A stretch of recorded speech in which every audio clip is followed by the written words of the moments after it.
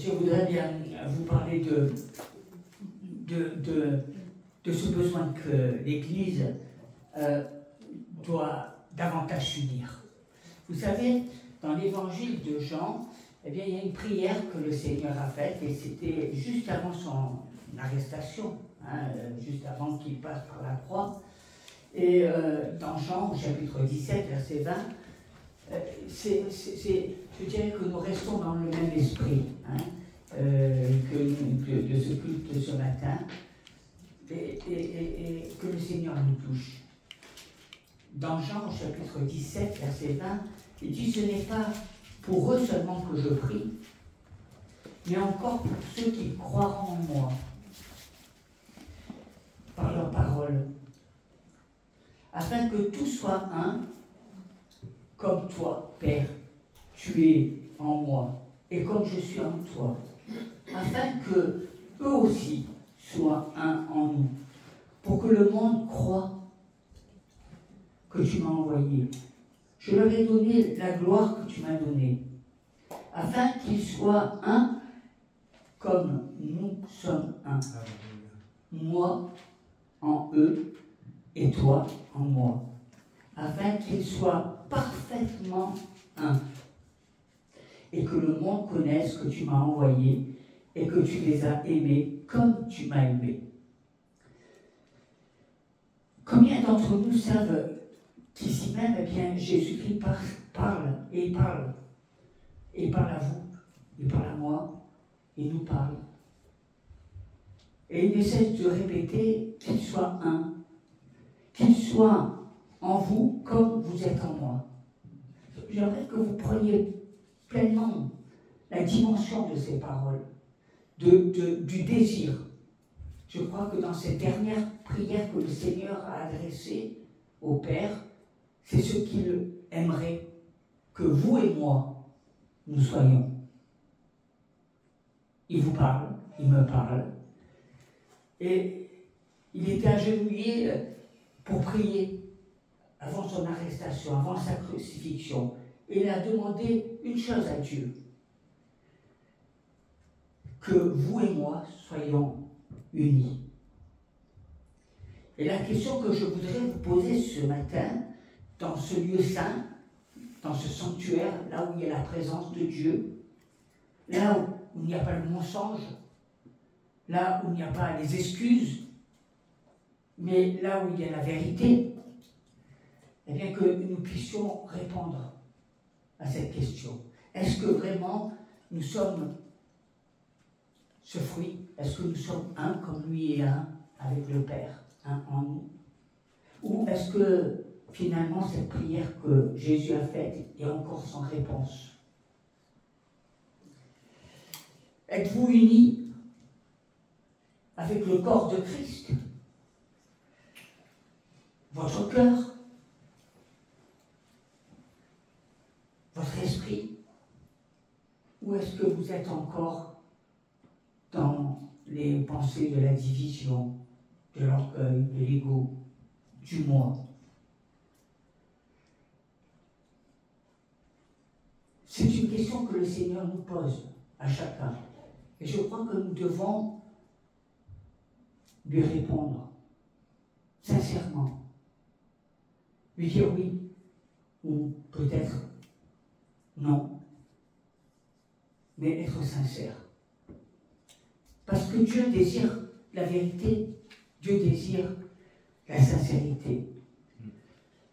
Il dit, Seigneur, fais qu'il ne fasse qu'un, qu'il fasse qu'un. Est-ce que nous faisons un? Est-ce que dans nos vies, dans nos relations, dans notre vie de tous les jours, notre quotidien, est-ce que nous faisons un? Est-ce que l'Église de Jésus, je ne parle pas de l'Église, la grande, vous savez, celle qui règne dans le monde, mais l'Église, vous, moi, nous.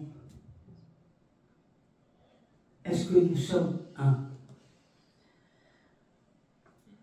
Est-ce que nous sommes chacun pour soi?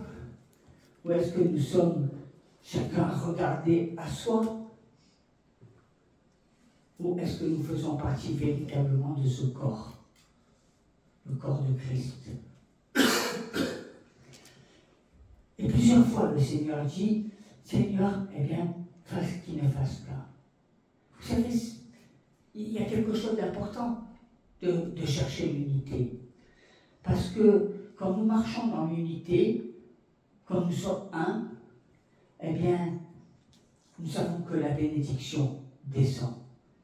Elle est même ordonnée par Dieu.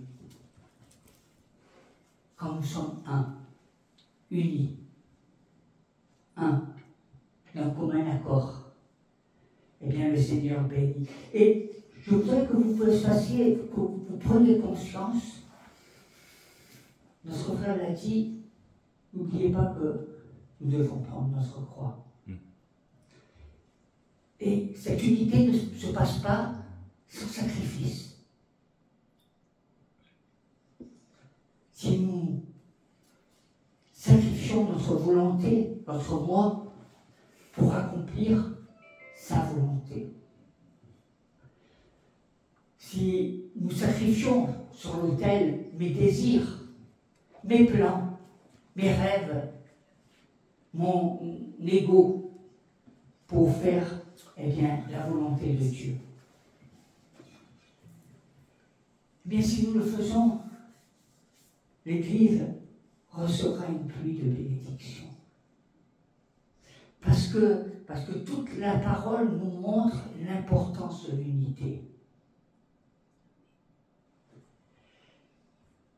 Et la question est la suivante. Est-ce que vous avez envie de participer à l'exaucement de la prière de notre Dieu, de notre Seigneur? Parce que c'est lui qui nous pose cette question. Et aujourd'hui, nous sommes des fruits. Car l'unité exige un sacrifice. J'aimerais que vous le disiez, l'unité exige un sacrifice. Je veux que vous soyez conscients. L'unité exige un sacrifice.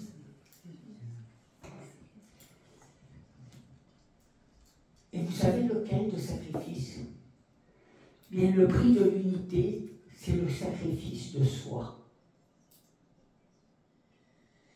Tant que tu voudras être aux commandes de ta vie, tant que tu voudras te servir ou regarder que tes intérêts, eh bien, tu ne seras pas dans l'unité. L'unité se manifeste au travers du sacrifice de soi, quand tu l'appliques dans ta vie de tous les jours. Et vous savez que le sacrifice de soi est bénéfique. C'est une bonne chose. C'est une très bonne chose. C'est ce qui nous amène à avoir la victoire. C'est ce qui nous amène à chercher la face de Dieu. C'est le prix à payer pour l'Église, le sacrifice. Jésus-Christ, lui, a aimé l'Église et il s'est donné en sacrifice. Est-ce que vous êtes conscient? On chante Alléluia, j'ai la vie, j'ai la victoire, j'ai la vie éternelle. Mais est-ce que vous êtes conscient du prix que Jésus a payé? Est-ce que vous êtes conscient, alors qu'il ne vous connaissait même pas, que vous étiez même des personnes étrangères, des païens, des gens qui s'adonnaient au péché? Eh bien, Jésus-Christ a payé un sacrifice vivant pour que tu sois son fils, son enfant, que tu chantes, enfant de Dieu, fils de Dieu, fille de Dieu. Mais est-ce que tu es prêt à payer le sacrifice de toi? Ou est-ce que toi, c'est beaucoup plus important que Jésus et que l'unité du corps? Et je crois que nous avons besoin, vous savez, dans le Nouveau Testament, il est parlé de Tite, et dans Tite, eh bien, nous voyons que le Seigneur dit qu'un évêque ne peut avoir sa propre volonté. Il ne peut pas faire ce qu'il veut. Vous voyez, je vous ai donné cet exemple tout à l'heure en disant, bien, j'avais des plans, et puis quand j'ai écouté le Seigneur, eh bien, ma volonté, ce que j'avais envie, je l'ai mis derrière, parce qu'il fallait écouter Dieu. être obéissant à la parole de Dieu. Et il faut avoir ce caractère, cette attitude. Parce que bien souvent, je vois des gens qui ont un caractère dur. Bien souvent, je vois des personnes qui sont ancrées dans leur propre, dans leur propre caverne. Parce qu'ils voudraient tellement que les choses tournent comme ils le désirent. Et vous savez, le plan parfait n'existe pas. Qui le sont, eh bien là, hein, et qui vivent dans la division. Et je crois qu'il faut faire attention parce que, vous savez, l'unité est une chose importante. Elle doit être votre locomotive, que ce soit dans votre famille, que ce soit avec vos enfants, que ce soit dans votre vie, hein, que ce soit dans l'église, votre véritable famille. On est tellement plus attiré vers la famille de la chair que la famille de Dieu.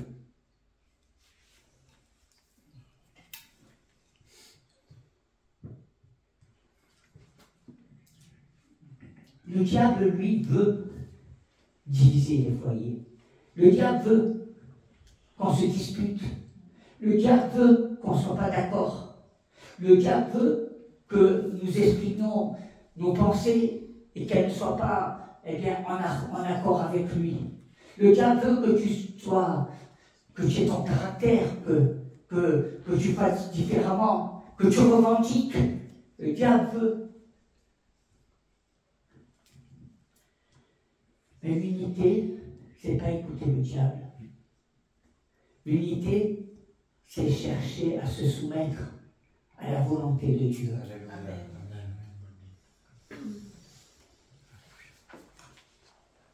Et quand je suis dans l'unité, eh bien, j'ai la paix dans mon cœur. Alléluia. Quand je marche, parce que je sais que je marche dans la volonté de Dieu, et quand je marche dans la volonté de Dieu, je sais que Dieu va nous bénir. Parce que c'est son désir. Vous voyez combien le monde est divisé. Et quand le monde est divisé, il arrive toujours des catastrophes. Mais quand on est unis, eh bien, on résiste et on a la victoire. Quand vous êtes unis, vous êtes forts. Vous n'êtes pas seuls. Unis. Vous savez, c'est la puissance de la prière. Moi, des fois, je me dis, je pense à ma soeur frère, quand il était dans cette période où son épouse a accouché, il m'appelait et puis je lui apportais toujours des vitamines, je l'encourageais. J'étais là pour le fortifier, pour lui dire je suis avec toi. Et pendant cette journée, eh bien, nous étions plusieurs dans l'église et nous manifestions le fait que nous sommes ensemble. Ensemble dans la joie, ensemble dans l'épreuve. Et on se sent fort. Amen. Et l'église, c'est le lieu où on doit se sentir fort. Amen. L'église, eh bien, c'est le lieu où on sait qu'on est ensemble. Unis, vous êtes forts. Divisés, vous tombez. Divisés, vous tombez. Il y a tellement de vérité dans ce dicton que lorsque nous sommes unis, nous sommes forts parce que Dieu a ordonné à la bénédiction de descendre dans l'unité. Mais dans la division, dans le chacun pour soi, dans notre égoïsme, notre individualisme, dans notre nombrilisme, eh bien nous tombons et nous sommes seuls. Le livre des Éphésiens, chapitre 4, nous dit « Efforcez-vous de conserver l'unité de l'esprit par le lien de paix. » La Bible parle de la présence de Dieu qui règne dans la paix. La paix. Hein, cette paix qui nous unit, cette paix le fait que nous sommes ensemble, que nous partageons cette paix qui nous réjouit. Et la Bible parle de la présence de Dieu qui vient dans la paix.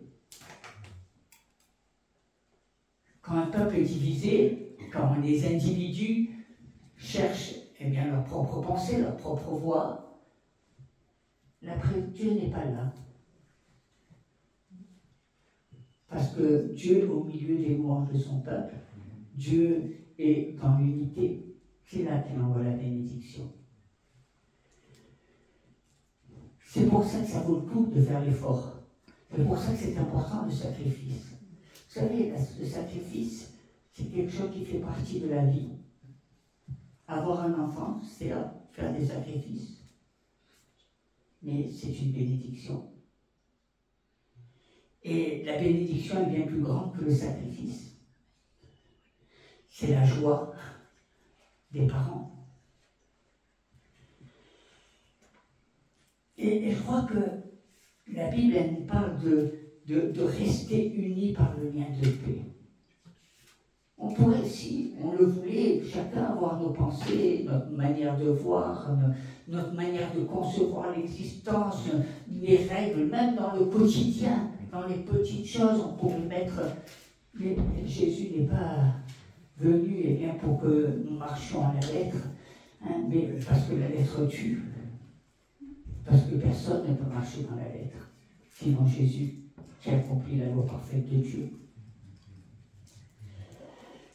Et c'est pour ça que nous avons besoin du Saint-Esprit.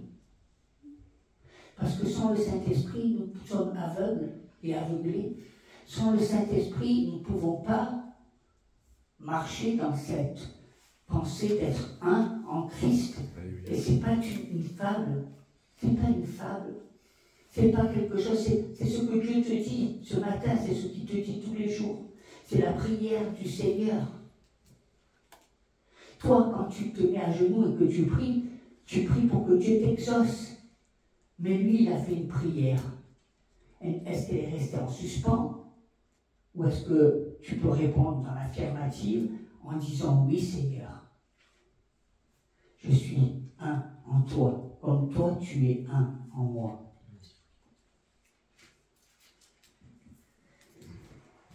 Et cela est possible par le Saint-Esprit. Et cela est rendu possible par le Saint-Esprit, qui nous donne la paix, qui nous donne de rechercher l'unité en toutes choses. Et le royaume de Dieu repose sur la joie, Amen. La paix et la justice. Et je crois que nous voulons construire des bonnes fondations, des fondations solides. Et nous voulons être des personnes promptes à écouter, lentes à parler. Et nous savons que le Seigneur est lent à se mettre en colère. C'est ça, l'unité vaut la peine d'être défendue. L'unité, c'est ce que nous devons rechercher. Et je voudrais vous parler du pouvoir, du nous. Vous savez, ce que je vous ai dit de vous tenir par la main, c'est pour montrer que vous n'êtes pas simplement dans votre bulle, vous n'êtes pas un chrétien lambda qui aimait Jésus, qui pensait comme vous le désirez, qui pensait que Dieu est universel et que vous pouvez l'avoir chez vous comme ici. Non, je vous ai montré qu'ici, c'était différent parce que ici, on se sert par les mains. Parce qu'on est unis. On n'est pas seul. On ne fait même pas de différence. Il n'y a pas une frère qu'on aime plus que l'autre ou un frère qu'on aime plus parce que Dieu nous aime du même amour. Et nous ne sommes pas là pour regarder à nos différences, mais nous sommes là pour regarder à cet amour que Dieu nous remplisse. Et bien au contraire, Jésus a dit, tu aimeras ton ennemi plus que toi. Pas celui que tu aimes bien, parce que celui que tu aimes bien, il n'y a pas beaucoup d'efforts à faire. Mais celui qui pense différemment de toi, celui qui a un autre caractère. il faut que je sois un, comme il est un en moi. Et je veux parler du nous, parce que le nous, c'est quelque chose d'important. Parce que souvent j'entends je, il faut que tu. Non. Nous, l'Église, c'est nous. L'Église, c'est chacun de nous. Nous sommes l'Église de Jésus. Ensemble. Hein? Et même, le Seigneur le dira à Moïse, hein, il lui dira, attention, hein, tu ne vas pas tout faire toi seul. C'est nous. L'Église, eh bien, c'est nous. Et ce que je t'ai donné, le Seigneur dit à Moïse, eh bien, tu vas donner cette onction. Tu vas répandre cette onction sur les autres afin qu'ils me servent. On a tellement une notion hiérarchique, mais qu'on oublie même de servir le Seigneur. Et nous devons apprendre à marcher dans cette unité. C'est quelque chose de formidable. Vous savez, formidable de marcher, de prier. Je pense à Pierre et Jean qui montaient ensemble à l'heure du temple. Ils étaient contents parce qu'ils allaient louer le Seigneur, ils allaient prier, et puis ils rencontrent quelqu'un qui était là. Et ils ont manifesté la gloire de Dieu. Qu'est-ce qu'ils ont dit? Ils ont dit, nous n'avons ni or ni argent, mais ce que nous avons Jésus. Amen. Nous avons Jésus. Nous avons Jésus. Nous n'avons pas notre caractère, notre individualisme, notre regard, notre orgueil, notre moi. Nous avons Jésus. Alléluia. Jésus. Jésus. Jésus. Et ce que j'ai, je te le donne. Quand nous sommes unis, on n'a pas besoin de rester à la maison quand ça ne va pas. On vient à l'église et ensemble on prie. Et le Seigneur change la situation. Quand dans nos familles, dans nos couples, les choses ne vont pas, on ne va pas pleurer dans les jupons de maman ou de papa. On vient dans l'église. Et là, eh bien, l'église prie. Alléluia. Et le Seigneur guérit. Amen. Et le Seigneur bénit. Amen. L'église. L'église. Vous savez, j'entends souvent des gens qui disent, bon, quand ça ne va pas, je reste chez moi. Et quand je vais à l'église et que je suis malade, alors le Seigneur, eh bien, dans cette unité, manifeste sa puissance et guérit. L'église de Jésus. C'est pas l'église que tu t'es forgée, c'est pas cette image que tu as de l'église, c'est l'église selon Jésus, selon Dieu. Alléluia. Cette église, eh bien, que nous voulons vivre grâce à la puissance de son Saint-Esprit. Le pouvoir du nous. J'aime ces paroles, parce que quand l'unité, vous savez, c'est quelque chose de formidable. Et quand on n'est pas dans l'unité, eh bien forcément, il se passe même des drames. Vous savez, il y a une histoire qui nous parle de Ananias et Séphira. On voyait qu'il y avait un mouvement de l'esprit. Et on voit que dans ce mouvement de l'esprit, on voit bien que les chrétiens apportaient, vendaient même leurs biens pour l'amener dans la maison de Dieu. Et il y avait ces personnes qui pensaient à eux, qui regardaient et qui n'ont pas, et qui ont voulu cacher les choses. Est-ce qu'on veut marcher dans l'esprit ou est-ce qu'on veut regarder à notre manière de voir les choses, nos pensées, notre orgueil, notre argent? Alors que rien ne nous appartient. Rien sur cette terre appartient. La pensée de l'esprit. Le jour de la Pentecôte, ils étaient tous là, au nombre de 120. Ils étaient tous d'un commun accord. L'unité. Ils n'étaient pas là en train de dire, mais non, mais moi, je voulais faire ça, moi, je dois aller à la plage, moi, non, ils étaient tous d'un commun accord. C'est ça la parole de Dieu, la parole de vie. Ce n'est pas des paroles jetées en l'air, ce n'est pas des chants jetés en l'air, ce n'est pas de la mascarade, c'est la vérité. Et vous savez, le Seigneur, il regarde, et pour ces personnes, Séphira et Ananias, ça leur a coûté la vie. Le Saint-Esprit a soufflé et ils sont morts. Parce qu'ils étaient entêtés dans leur manière de voir les choses, au lieu de suivre la pensée de l'Esprit, la pensée de Dieu. Et quand ils étaient, eh bien, le Saint-Esprit, combien plus, ils étaient remplis de l'Esprit, et la Bible dit, il vint du ciel un bruit comme celui d'un vent impétueux qui remplit le lieu, et ils étaient assis. Il remplit le lieu où ils étaient assis, et ils furent tous remplis du Saint-Esprit. L'unité, quand nous sommes en commun, eh bien, la puissance de Dieu descend, et le Saint-Esprit se manifeste. Je crois que nous avons besoin du toucher de Dieu.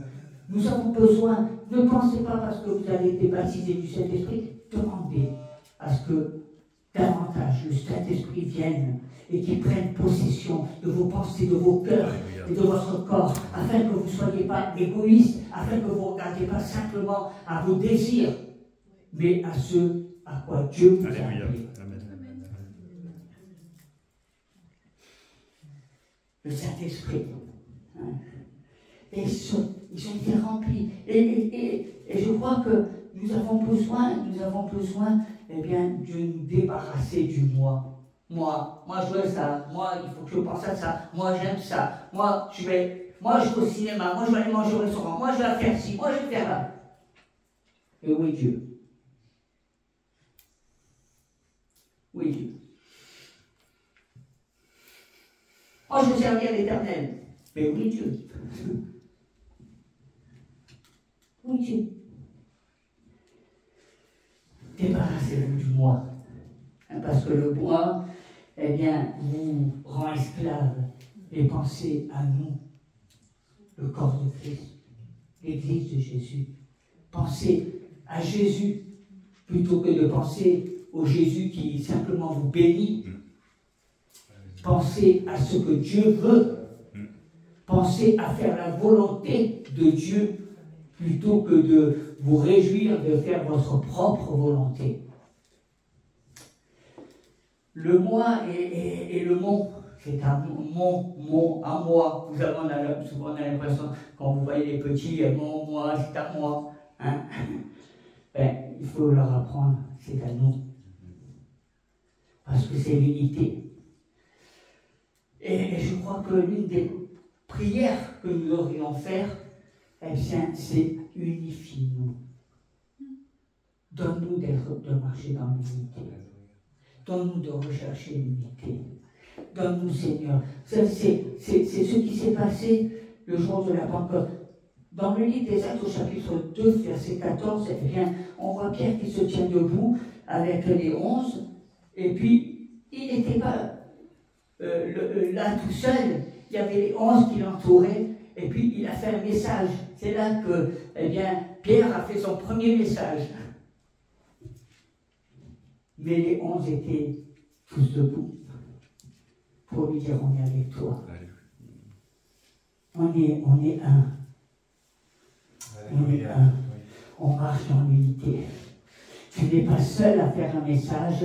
Tu n'es pas là simplement pour que je t'applaudisse. Tu n'es pas là. Je suis avec toi. Amen. Je suis dans l'esprit avec toi. Alléluia. Et je pense la même chose que tu penses.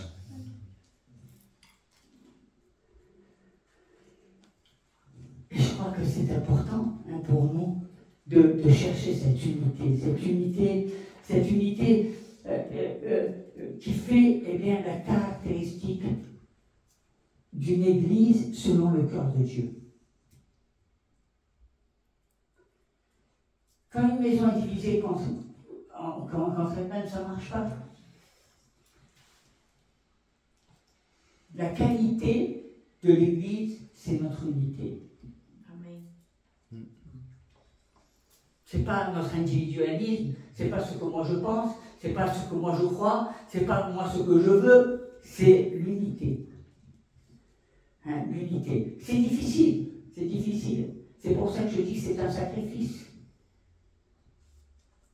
Hein, c'est pas quelque chose qu'on fait parce que on pourrait dire, vous savez, moi, vous ne me devez rien, je ne vous dois rien, donc je peux faire ce que je veux. Mais n'oubliez pas une chose, c'est que vous devez beaucoup de choses à Jésus. Parce que lui s'est sacrifié pour vous. Et si vous ne faites pas ce sacrifice, bien vous aussi, vous serez rejeté de Dieu. Et je crois que c'est important. Hein, et je crois que nous avons besoin. Il y a dans le livre des Actes, au chapitre 19, verset 34, une personne qui s'appelait Démétrius. Démétrius était un fabricant d'idoles. Hein, et la Bible dit qu'il gagnait beaucoup d'argent en fabriquant des idoles, jusqu'à ce que Paul arrive en ville et prêche et le fasse taire. Hein. Et puis, au verset 34, on voit qu'il amène tous les gens d'Éphèse à crier, et toute une seule voix en criait, grande est la Diane des Éphésiens. Diane, c'était la déesse de la fécondité, du sexe. Diane, c'était celle qui était caractérisée par une femme qui avait plusieurs seins. C'était la fécondité. Vous savez que ce qui faisait la grandeur d'un peuple, c'était le nombre de personnes. Hein, c'est pour ça que la fécondité est quelque chose d'important dans notre cartographie, parce qu'on voit bien que quand un pays est très nombreux, c'est une puissance. Et donc, ils étaient tous là à gronder. Et vous savez pendant combien de temps ils ont grondé ce cri grande est la Diane des Éphésiens? Pendant 2 heures. Et nous chrétiens, est-ce que nous ne cherchons pas à proclamer la grandeur de Dieu? Je ne dis pas pendant 2 heures, 1 minute, 2 minutes. Proclamer la grandeur de Dieu. Hein? Proclamer la grâce de Dieu. Proclamer la puissance de Dieu, la miséricorde de Dieu. Proclamer qui est Jésus. On voit que quand les gens s'unissent, eh bien même quand ce sont des choses qui sont pour des idoles, il y a une puissance. Et Dieu nous invite, nous, en tant que peuple, parce que cette puissance, eh bien, d'unité, amène la bénédiction de Dieu. Hein, vous connaissez tous cette histoire, eh bien, de ces hommes dans Genèse, hein, la tour de Babel, hein, parce qu'ils avaient cherché à tellement monter qu'ils pouvaient, et Dieu a vu que cette unité était puissante et qu'elle pouvait, eh bien, dominer. C'est pour ça que nous, en tant que peuple de Dieu, en tant que fils et filles du Seigneur, eh bien, nous devons chercher l'unité. Il y a aussi un autre exemple, c'est dans Jean chapitre 5, on voit l'histoire à la piscine de Bethesda, on voit cet homme qui est là, et pendant 38 ans, il est venu, et il n'y avait personne pour le pousser. Hein, et Jésus, un jour est venu, il s'est présenté. Tel il est, tel je suis. L'église, eh bien, c'est le lieu où on pousse les gens. L'église, ce n'est pas le lieu où on fait un bon regard, où on est comme des spectateurs assis dans une salle de cinéma. L'église, eh bien, c'est le lieu où la puissance de Dieu se manifeste. L'église, c'est pour les audacieux, ceux qui se lèvent et qui proclament, eh bien, la victoire, qui disent, eh bien, il y a quelqu'un qui est là pour te pousser, pour te jeter dans la piscine afin que tu sois guéri. L'église vivante, c'est pas une église de pacotille, c'est pas une église que vous êtes forgé pour dire « Ah, oh, tu sais, je t'aime bien, Abraham, tu es mon collègue, on va aller manger ensemble, je ne peux pas venir à la maison. » Non, c'est pas ça. L'église de Dieu, c'est la puissance de Dieu. L'église de Dieu, c'est la vérité. L'église de Dieu, ça vient des hommes qui se lèvent, des femmes qui se lèvent, des hommes et qui n'ont pas peur de laisser l'Esprit du Seigneur parler en eux, parce que tel il est, tel je suis. Des timides, des peureux, des froussards, ou des fils de Dieu, des soldats de l'Éternel. Et nous sommes des soldats de l'Éternel. Hein, et je crois que c'est tellement important pour nous, hein, pour nous. Puis, il y a un psaume que c'est le psaume 84 parce que c'est un psaume magnifique, et le psaume, je dirais 84, c'est la manifestation, eh bien, de l'amour de l'Église de Jésus. Je dirais, qu'il est beau ton tabernacle, un Seigneur des armes. Le tabernacle, c'est l'église, et la maison d'adoration. Je crois que, est-ce que l'église est une affaire qui te concerne ou qui ne te concerne pas? Est-ce que finalement l'église, c'est uniquement quand tu viens le dimanche et que tu partages ta vie? Ou est-ce que l'église, c'est quelque chose d'important pour toi? C'est des choses importantes qu'il faut se poser. Est-ce que pour toi, c'est important l'église? Tu sais, Jésus, à 12 ans, il allait dans le temple et il discutait de la parole de Dieu avec des personnes érudites. C'était important pour lui de s'occuper des affaires de son Père. Est-ce que pour nous, l'Église est quelque chose d'important? Ou est-ce que l'Église, finalement, se limite à venir à des réunions, des séances, ou est-ce que l'Église se limite simplement à faire des tâches subalternes? Est-ce que c'est ça l'Église pour nous? Est-ce que l'Église, c'est je viens quand j'en ai envie, et puis si j'ai pas envie, est-ce que pour toi, le désir de Dieu, vous savez ce qui s'est passé dans le psaume 84? Eh bien, c'est quelque chose d'incroyable. Parce qu'il est dit, mon âme soupire après toi. Vous savez pourquoi cela s'est passé? Parce qu'il y avait les fils de Corée. Et vous savez qu'est-ce qui s'est passé avec les fils de Corée? Ils n'étaient pas d'accord avec Moïse. Ils étaient en mésentente. Et vous savez ce que Dieu a fait? Il les a pris par la cheville et il les a enterrés au plus profond de la terre. Et il les a maudits pendant 7 générations. Et pendant 7 générations, ils ne pouvaient pas aller au temple. Et quand, après la 7e génération, quand ils ont pu aller au temple, ils ont dit, mon âme soupire après toi.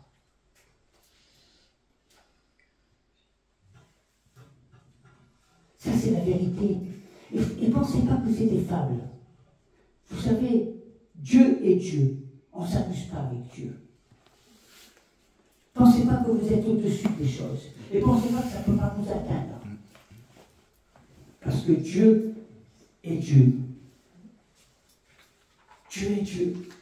Et je crois que c'est important.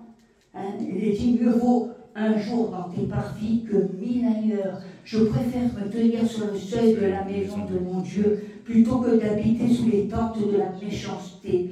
Car l'Éternel, Dieu est un soleil, un bouclier. L'Éternel donne la grâce et la gloire. Il ne refuse aucun bien à ceux qui marchent dans l'intégrité. L'Éternel des armées, heureux l'homme qui se confie en toi. Le psaume 84, c'est la perle. Hein, c'est quelque chose d'extraordinaire. C'est l'amour de Dieu. Et quand on aime, on aime. Tu sais, quand on aime, on ne regarde pas les choses. Quand un enfant, il te tape dessus, il fait ceci, tu l'aimes quand même, tu l'aimes. Hein, tu ne vas pas regarder à tout ce qui va. Ah, mais ça ne me plaît pas. Ah, ça, je ne veux pas. Ah, ça, c'est comme ça. Ah, ça, non, tu l'aimes. Et quand il manque quelque chose, eh bien, tu es là, et tu pourvois, et tu fais les choses avec joie. Tu n'es pas là en train de regarder. L'Église n'est pas ton employeur. Il n'y a pas de... L'Église, c'est nous. C'est nous. C'est nous. L'Église, c'est qu'est-ce que je peux faire pour bénir mon Église? Qu'est-ce que je peux apporter dans la maison des trésors? Qu'est-ce que je peux faire pour honorer les serviteurs de Dieu? C'est l'Église. C'est l'Église. C'est l'Église. C'est l'Église de Jésus.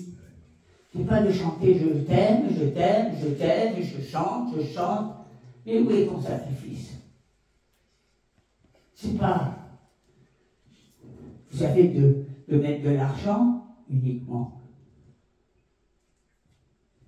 Vous savez, des fois, on fait des agapes, alors les gens, pour participer, ils vont au supermarché, ils achètent, c'est bien. Et quand tu prépares quelque chose, et tu le fais avec ton cœur, c'est autre chose.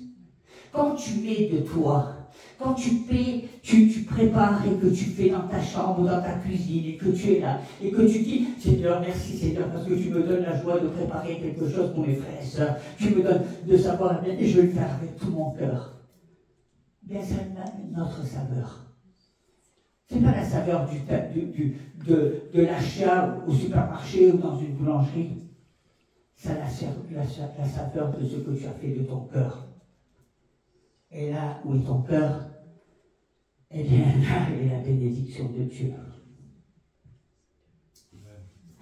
C'est l'Église. C'est pour ça que l'Église doit changer sa façon, sa manière de réfléchir, sa manière d'être. Est-ce que nous sommes l'Église de Jésus comme Jésus, ou est-ce que nous sommes l'Église de Jésus du 21e siècle qui s'adapte à notre culture, à nos méthodes, à notre vie, à notre manière de vie? Est-ce que la Bible n'est pas toujours la même? Elle ne change pas. Il est le même hier, aujourd'hui et éternellement. Revenons à la parole de Dieu, au lieu de fabriquer nos propres idéaux. Revenons à la parole de Dieu, au lieu de chercher des compromis. C'est l'Église de Jésus. C'est la véritable famille. C'est là où il y a la puissance de Dieu. C'est là où la gloire de Dieu va se manifester. Et la gloire de Dieu ne se manifeste pas là où il y a des individus, là où il y a la division, là où il y a nos manières de voir les choses. La gloire de Dieu se manifeste quand nous nous humilions, quand nous cherchons la face, quand nous sommes prêts à payer le prix.